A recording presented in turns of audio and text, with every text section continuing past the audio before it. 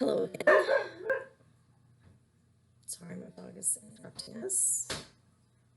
And my cat is getting into my kitten actually is banging on the door. There it is. Okay, so let's get into the book. I'm actually not going to talk very long today. I'm feeling a little bit under the weather, and my voice has been going very quickly as I've been making my videos.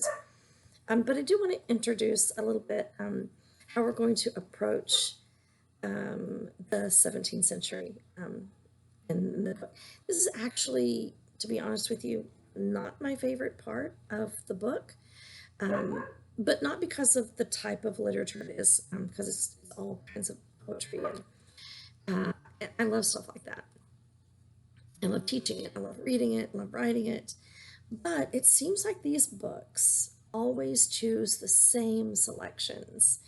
And, it kind of gets tiring. I want to read some new things. And so I do have some selections for you that aren't in the book. Um, we're going to read some things that are in the book as well, but we're really going to kind of go through. And the way we're approaching it is we're going to continue like we've been going going through the rest of the semester in the book and finding things that are really reflective of society. And there's a lot on in society in the 17th century, um, in England.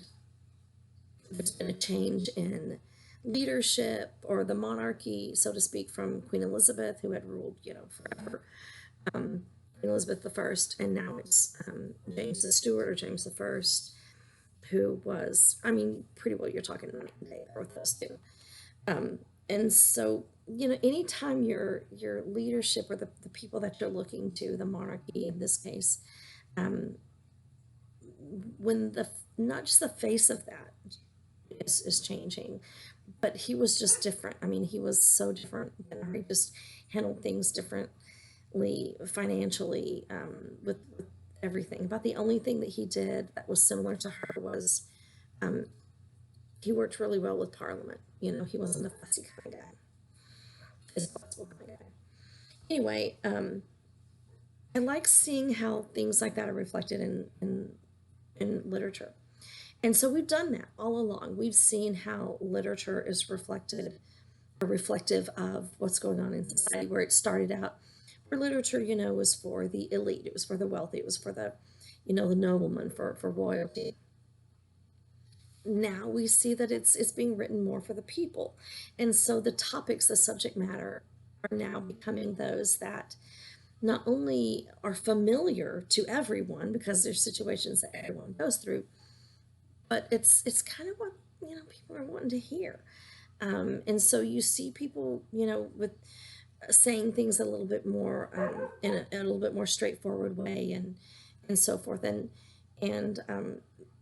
I like John Donne and some of the stuff that he's written. We're going to look at some of the stuff that's you probably already read, likely, but we're also going to be looking at some stuff that maybe you haven't looked at, like some of the holy sonnets and so forth.